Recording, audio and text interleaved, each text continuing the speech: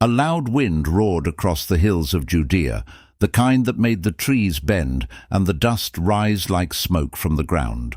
People hurried to shut their doors, children were called inside, and even the animals sensed something unusual in the air. In the village of Beth-Aron, a young shepherd named Malachi stood alone with his flock, staring at the sky. The clouds looked heavier than any he had ever seen, like a dark curtain stretching across the heavens. His heart beat faster, not from fear, but from a strange pull in his spirit, as if something was calling him. The storm was coming, but so was something greater. Malachi was not known as anyone important.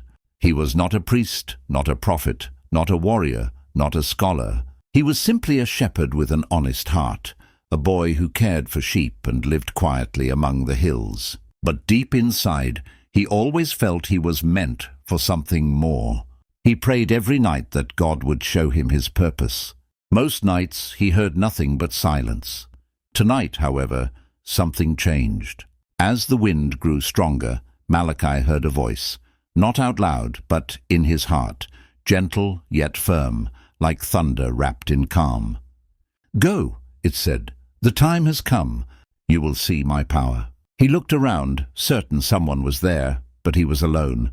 His sheep bleated nervously and pressed close to him.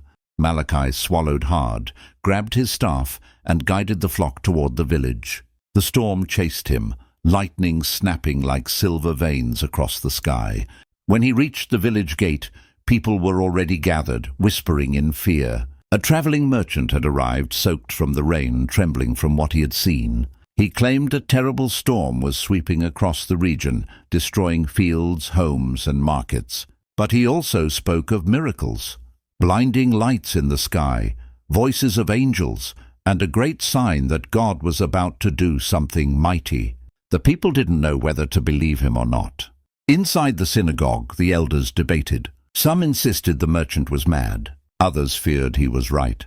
The storm outside howled like a living creature pounding at the walls. Then, unexpectedly, the doors burst open, and the wind blew with a force that made everyone fall silent. In the doorway stood a man, tall, calm, and traced with rainlight like a figure painted from the heavens. His eyes held a deep glow, not frightening, but powerful. He stepped inside, the wind calming as if it bowed to him. Malachi stared, breath caught in his throat. Something about the man felt holy. Malachi's heart pounded. He was only a shepherd. What could he build? What could he restore? But the man touched his shoulder and said, "Faith is enough. Go where I lead you." And as suddenly as he came, the stranger vanished, like mist carried by the wind. The villagers ran to the spot where he stood, but there was no sign of him. Only a single footprint remained in the mud, glowing like soft gold before slowly fading. Malachi knew then that this was no ordinary visitor. It was an angel, or perhaps even someone greater. In the days that followed, the village changed. People prayed again. Families forgave each other. The elders reopened the ancient writings and taught the scriptures with new passion. But most importantly, Malachi listened to the voice that guided him. He was led to a forgotten place in the hills, where broken stones lay buried under vines and dust. It was the ruins of an old temple abandoned generations ago. The moment he touched the fallen stones, he felt the same voice that called him in the storm. "Begin," it said. "Faith will rebuild what time has broken." Malachi gathered the villagers. They laughed at first. A temple could not be rebuilt by a group of farmers, shepherds, and merchants. They had no wealth, no skill, no tools.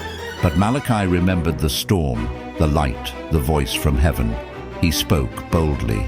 "The power to build is not in our hands, but in the God who strengthens them." The words struck the villagers like lightning in their hearts. And so they began. They worked from sunrise to sunset.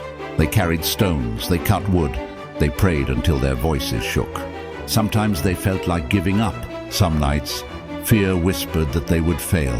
But each time, a new sign of God's presence appeared.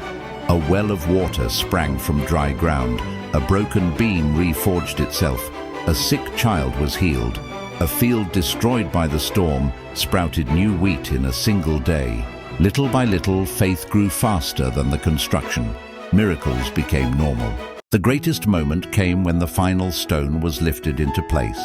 As it settled, the earth trembled again, not in destruction but in power. A soft wind filled the temple like a breath from heaven.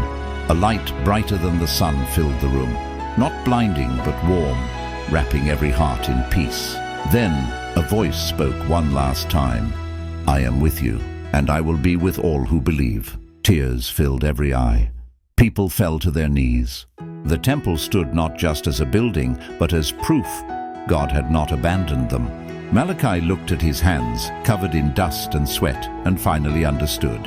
God did not choose the strong or the famous or the mighty.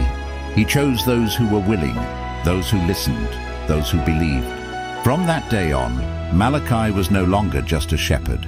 He was a servant of God, chosen to lead, chosen to build, chosen to remind the world that when everything seems lost, God can still bring a miracle. The storm had come to wake them, but the miracle came to change them.